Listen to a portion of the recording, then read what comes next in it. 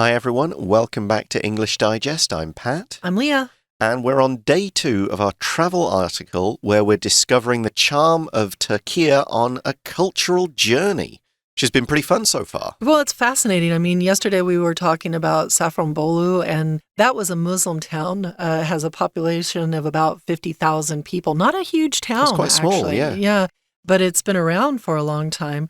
And today we're going to move into a Christian area as well, like an early Christian town, and also a town that has connections to Greek and Roman influence. So we're kind of all over the place in one country, and that's amazing. Just how full of this diverse culture this area is. And nature as well. We talked a lot about the cultural parts yesterday. Today we're definitely going to be looking at some of the natural features, including one of the most famous ones in the region of Cappadocia. We'll get to that and more as we read through part 2 of today's article. Next, let's venture into the mysterious land of Cappadocia, which boasts an incredible landscape formed in part by peculiar mushroom-like rock formations known as fairy chimneys. No less impressive is the Gurame Open-Air Museum, another UNESCO World Heritage Site. Here, ancient churches carved directly into the rock face are decorated with age-old frescoes depicting religious narratives. Descend beneath the surface to Derinkuyu, a gigantic underground city that once provided refuge for early Christians. Its extensive network stretches 18 levels deep and includes a range of facilities such as chapels, stables, and storage rooms. At the end of a fulfilling day, find accommodation in a cave hotel. As you rest, you can look forward to the extraordinary experience of a hot air balloon ride over Cappadocia at dawn. You'll be drifting over this rocky land and watching in awe when the morning glow kisses the dramatic landscape. Keep in mind that this attraction is so popular that reservations are usually required to secure a spot. Finally, journey west to the city of Ephesus, a monument to the civilizations of ancient Greece and Rome. Now a prominent archaeological site and a proud member of the UNESCO World Heritage List, Ephesus is recognized for its well-preserved ruins. Some famous examples include the Library of Celsus, a 2-story marble construction, and the Great Theater, an open-air venue capable of holding 25,000 spectators. These destinations offer different sightseeing options for a deeper dive into Turkey's rich heritage and natural beauty. Pack your spirit of discovery and get ready for an adventure that will spark your imagination and expand your knowledge of this legendary land. So day 2 begins by saying, next, let's venture into the mysterious land of Cappadocia. So that's a region. It's an area of Turkey. It's Right. I think it's a bit further south, I think. It's not, I don't think, it's not, certainly not the European part over where on the strait. It's a bit further away. But interestingly, it's influenced by so many different regions. So like if you look it up online about the name of the area, there's like 7 or 8 different languages in which you can see the pronunciation of it.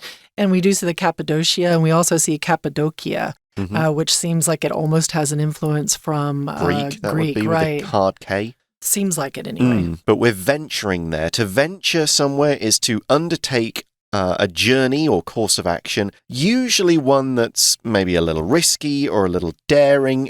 You wouldn't say, I'm venturing to the shops, unless there was a typhoon going on. When yes, then it is I'm going to venture outside in the typhoon to try and buy some things from my local 7-Eleven. So and it ties into the word adventure, right? Yes. You go out for an adventure, and that you have to venture out to do that. Exactly. So yeah, let's venture into the mysterious land of Cappadocia. And what do we find there? Well, we find that it boasts an incredible landscape formed in part, so partially, by peculiar mushroom-like rock formations known as fairy chimneys. So they are quite strange. They're quite tall. And then up on the top, they have this round little mushroom cap on top of them. And if you look at some of the images from the Cappadocia region, they are just really everywhere. And they do kind of look like they would be chimneys. Not all of them have the mushrooms on top. They look like you've kind of spilled sand, wet sand, and you formed these beautiful, long, tall tunnels or something that are vertical. Yeah, it's a really interesting look. I'm sure we have pictures in our magazine that you'll be able to check out of this one. I'd like to see that. Yeah, so they're quite famous. A lot of people will come to this part of Turkey to visit it. But it's not the only thing to see in Cappadocia. We see no less impressive is the, now I'm not sure if this is Gorima or Gorim. I saw something with Gurame, but I think we also heard Gurim. Yeah, there's a few for this one, but it's an open-air museum. Something that's open-air is kind of like a night market, or except for the Shilin night market that's downstairs, but it's open to the elements. There are no hard roofs on here. There might be temporary shelters to protect things, but otherwise it's open air. There is no roof over it. When it rains, it rains. Yeah, it's like the Globe Theatre in London where you can go to see Shakespeare. It doesn't have a roof. Really? So if you go and you happen to be standing and it rains, you are going to get wet.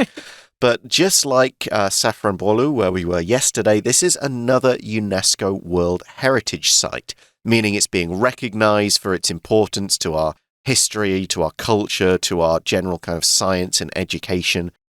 So this open-air museum is pretty important and for what it shows. But what's there? Well, it does have the ancient churches. It has ancient churches carved directly into the rock face, and they are decorated with age-old frescoes depicting religious narratives. So if something is carved into something, it's cut out of something. If you have a big old rock and you want to make a statue out of the rock, you have to carve away pieces of the rock until you bring out your beautiful statue, if you're Michelangelo, not necessarily me. But here you've got, they're carving out the rock face. So they're really just kind of digging into the rock face and carving out what they need, whether it's carving out spaces to live, or here carving out ancient churches, or carving out spaces where they might be able to store animals. And the rock face is just the face of the rock. It's kind of as simple as it sounds, right? So the mountainside, the edge of the mountainside there, you're digging into that to get to what you want.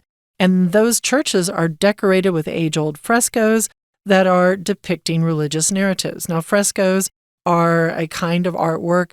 If I remember correctly, those are the ones that have the little pieces of tiles that are broken up, right? That's a mosaic. That's a mosaic. I think a fresco, I believe, is when the paint is done directly onto the wet clay. Like El Greco did. Yeah, that's put on the wall. So you'll often see this. That frescoes are quite an old art form, and it's painted directly onto the wall while the clay they've kind of molded is still wet. So that would make more sense. Partially 3D, sort of partially 2D picture. Because you're kind of caking it on. Yeah, exactly. And these depict or show religious narratives, religious stories. These narratives are stories that were later found in the Bible.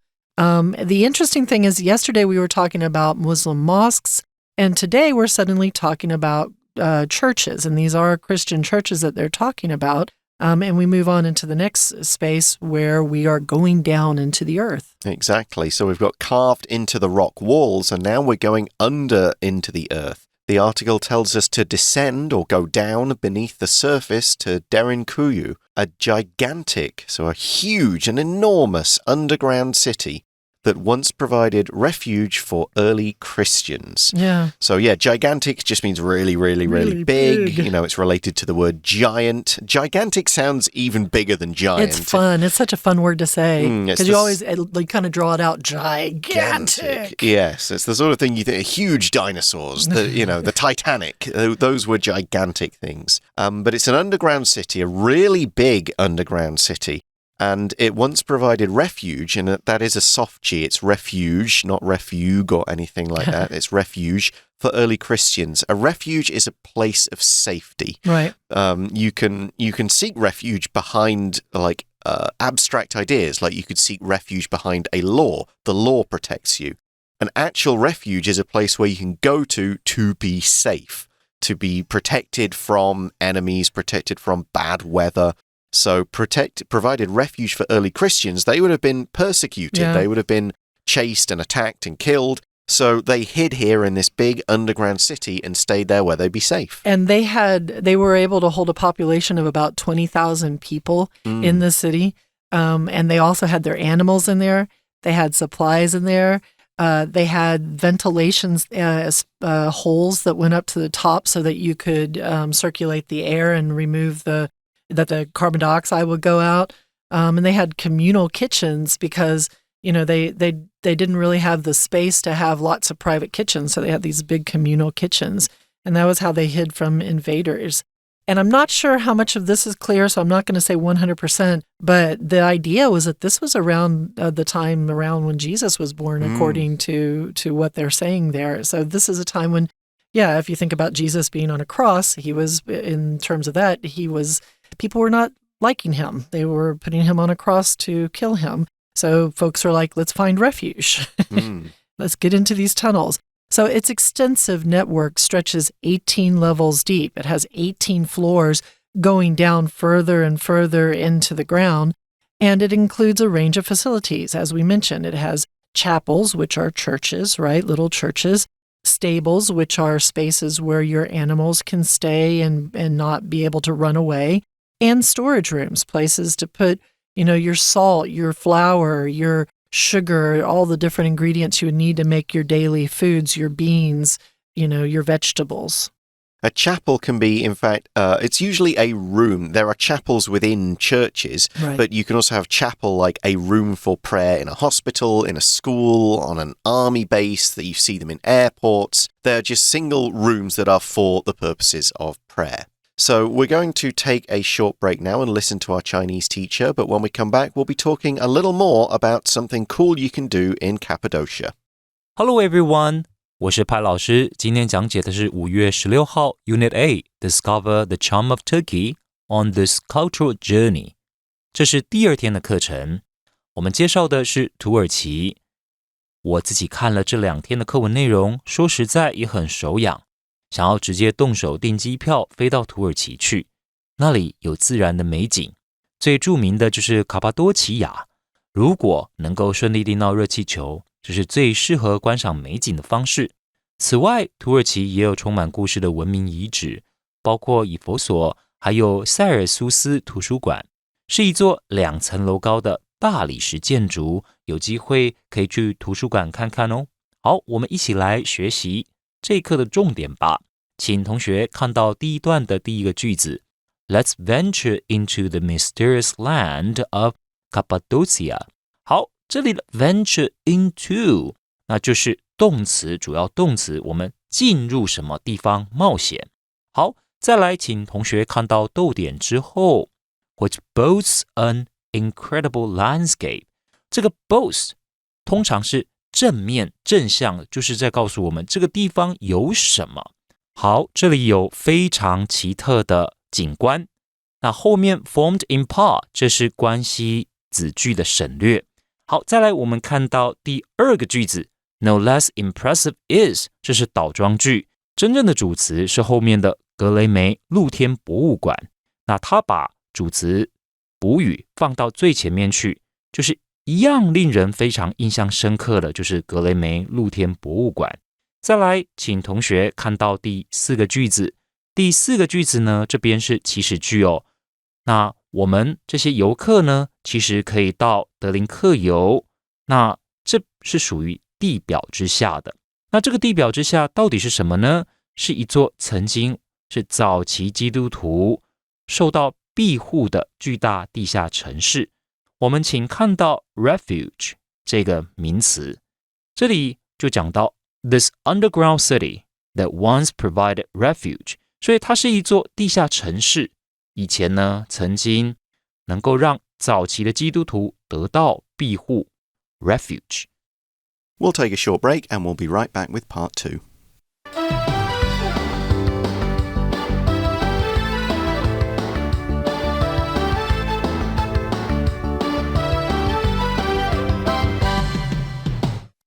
Welcome back, everyone. So the article continues, imagining you've just had an interesting, fun day exploring Cappadocia. Maybe you've been down into Derinkuyu.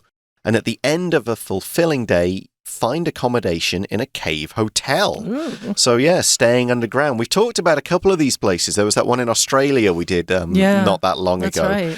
But a fulfilling day is a day that you feel like you've achieved a lot. You've gained a lot, a good experience. You're tired, but in a good way. You feel like you've kind of achieved something and ticked a box. You've done something that's worthwhile in some way. So down there, as you rest, you can look forward to the extraordinary experience of a hot air balloon ride over Cappadocia at dawn. I would do that. I would definitely do that, especially as we've talked about these beautiful, the landscape that you're out there seeing. You would want to see that from a hot air balloon. You'll be drifting over this rocky land and watching in awe when the morning glow kisses the dramatic landscape. So you'll be drifting. You're not like, you don't have an engine that's pushing you forward. You're just kind of, moving through the air and kind of gradually moving forward. The heat from the fire that's moving the hot air balloon kind of gradually moves you forward, but you're not like flying through the air in an airplane. You're just casually drifting, like a balloon might drift in the air after it's been let go and it reaches a certain height. It's just going to sit up there. And you're drifting where? Well, you're drifting over this rocky land. And you're watching how? Well, in awe. It's almost like you say the word awe. Oh. If something is awesome, then it puts you in awe. It fills you with awe. If something is, if it's amazing, just breathtaking, you can't really find the words. You're just staring at it. It just happened to me. I was in awe thinking of being in that lovely hot air balloon.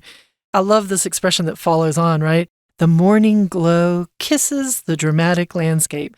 It's very colorful writing. It's very playful writing. It's a perfect thing to put in a travel writing piece. It makes you want to run right out there and jump in that hot air balloon and see the morning glow come up in the sky, right? It's almost like the sun's rising and it's kissing that landscape. So it's gentle touch kind of thing. Yes, as the light creeps across the land. I love it. Yeah, so, and of course, that sounds really fun. And so here's something, if you do want to do that, keep in mind that this attraction is so popular that reservations are usually required to secure a spot. I can believe that. Yeah, reservation is when you get something in advance. You say, I want to do this, I want to use this thing, but not right now, in a week's time or in a few days' time or in a month's time. If you're reserving, which is the verb, plane tickets, that's what you do. You make a reservation at a hotel. You say, I want to stay in your hotel from here to here. To secure your spot. Yeah, that's your reservation. So we move on from Cappadocia, and we're kind of almost each part of this article, like the first day with as Leah mentioned, with the Muslim town, is quite far back in time. Yeah. The Christian underground city is further back in time, and we're going to go back even further. So as we get through this article, we're going even further back in time. And all of this is in Turkey. It's like there's just so much to see and so much to connect to because it's in that little pivotal space where you are connecting Europe and Middle East and Asia, and you've got this thoroughfare. So finally, journey west to the city of Ephesus, a monument to the civilizations of ancient Greece and Rome. Ephesus, if you are a person from Ephesus, you are an Ephesian. So you start to make that a long E. Ephesian was a Greek port and then a Roman port.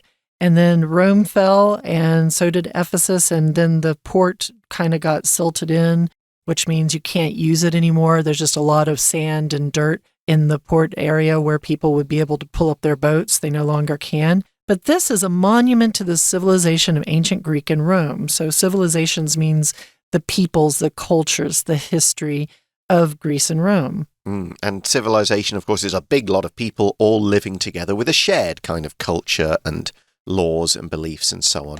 And as a monument to this, that little sentence there means it's there to remember those places. It's something that's been either left there or put there partly to remember these things. It's so people can go there and visit it and think about all the things that ancient Greek and Roman civilizations achieved.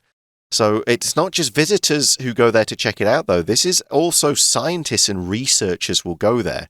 We see now a prominent archaeological site. That means now this city is a prominent archaeological site. Yeah, it is really the monument, right? Because they're digging it out and finding what's going on in that area, what was going on there before. Yeah, archaeology is the study of ancient buildings and what they say about the cultures that live there. You're finding things in the ruins that tell you about the lives of those people and their civilizations. Archaeological is just the adjective form of that word. And of course, you won't be surprised to hear that Ephesus is a proud member of the UNESCO World Heritage List. Really? Like a lot of places in Turkey are. Yeah. Why not? Like, protect them, keep them going, like, show their importance.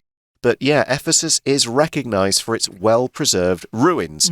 Now, that might seem like a bit of an oxymoron. It is a bit, isn't it? It is a bit. An oxymoron is a term that seems to be contradictory. Right. They are ruins, so they are ruins of buildings. Right. Torn down buildings. Yeah, buildings that have gone into decay. Fallen down, been knocked over by earthquakes, or just collapsed in time.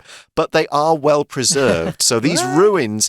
Even though they're not the actual buildings, they're ruins of buildings, they're the bits that are left, they are still very well preserved, so we can tell a lot about them.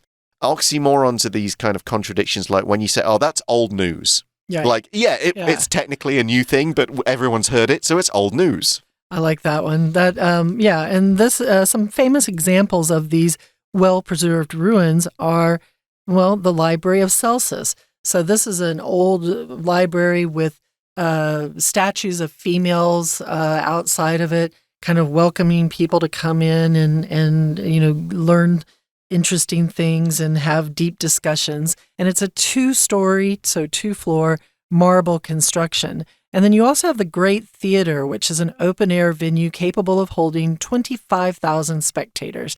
Spectators are people who are there to watch, to spectate. When you want to see well, you might wear your spectacles. You put them on your eyes. Those are your glasses. The interesting thing I learned a little bit with the archaeological part of Ephesus is that a lot of times archaeologists will decide how big a city was by taking their open-air theaters and multiplying how many seats there are by 10. Okay, that makes sense. They said 25,000 spectators, so they said they think Ephesus was about the size of 250,000 population. It's huge so for the time. That's really big. I don't know how it disappeared, but yeah, it had aqueducts, it had public toilets. Yeah, it was a fun place. So these destinations, as we move into this final paragraph here, offer different sightseeing options for a deeper dive into Turkey's rich heritage and natural beauty. Sightseeing is just the activity that people do on vacation. They go to places and they see the sights. They see the famous places, the places they've read about or have been advertised in guidebooks, the places that you kind of want to see when you go to a place. Sightseeing in Taipei would take you to the Longshan Temple, to 101, to the night markets, to the memorial halls, to places like that, maybe up to Danshui. So that's sightseeing. It's going and seeing the famous, well-known, interesting, attractive places. And a deep dive is when you get under the surface of something, you really look at something in a lot more detail. You see a lot of deep dive videos online. It just means people are really looking into something in a lot of detail. They're taking the time to check out all the different parts of it rather than just skimming over the surface. And to me, with Turkey, when they talk about the rich heritage, I don't think you could describe many places that have more than what we've read about in the last 2 days, where you have this, combination of all these different cultures and all these different religions that were really there. So it's quite fascinating. A lot of times we talk about needing to pack your bag when you go on a trip. Another thing you might want to do is pack your spirit of discovery and get ready for an adventure that will spark your imagination and expand your knowledge of this legendary land. It sounds like you're about ready to get on board the ship and travel to this lovely place, because all of this sentence just sounds, let's go, it's time to get to our traveling. Pack your spirit of discovery, pack your desire to go and see these new things, and get ready for what? Well, you're going to venture into a new place, go on an adventure, and spark your imagination. Spark is like to spark a fire. and expand to widen your knowledge of this legendary, this famous and memorable land. So that is a great view of all you can find in Turkey. We're now going to take you to our Chinese teacher before we come back to wrap things up. 好，我们接着看第二段第一个句子。第一个句子讲到一整天在土耳其，可能你看了很多地方啦，日子过得相当的开心，相当的充实。A fulfilling day， 那就表示你这一整天呢都很充实，做很多事情，总是要休息吧。Find accommodation in a cave hotel. Accommodation 那当然就是指住宿，所以我们可以在洞穴酒店里面住宿。在休息的时候可以想想，隔天就有机会在黎明的时候去搭热气球了。好，那再来请看到第四个句子。不过热气球相当受欢迎，一定要先预约。Keep in mind that this attraction is so popular that reservations are usually required to secure a spot. 所以这里是需要先预定的 reservations are usually required. 那通常这是必备的。如果你没有先预约，你很难怎么样有机会在热气球里面呢来观赏卡帕多奇亚。好，这里 secure a spot 当然就是找到你自己的位置，可以坐在热气球里。再来请看到第三段第一个句子。第三段那就是要讲到以佛所这座城市，这座城市怎么样呢？逗点之后，其实我们看到是同位语 a monument to the civilization， 所以他把这座城市呢比喻成纪念碑，见证了古希腊还有古罗马的文明 a monument to the civilizations。 好，再来请同学看到第二个句子，这座城市其实是被联合国教科文组织认为是世界遗址的。好，那为什么会受到认可呢？ It's recognized for its well-preserved ruins。 那原来是因为这些遗址都保存得相当的完好， well-preserved ruins。 那请不要忘记这个复数。再来请同学看到第三个句子。第三个句子逗点，两个逗点中间有进一步的告诉我们，这一座图书馆塞尔苏斯图书馆，它是一栋2层楼大理石建筑 a 2-story marble construction。 那由于是形容词，所以这边呢 story 我们并不需要用复数，它是大理石的建筑。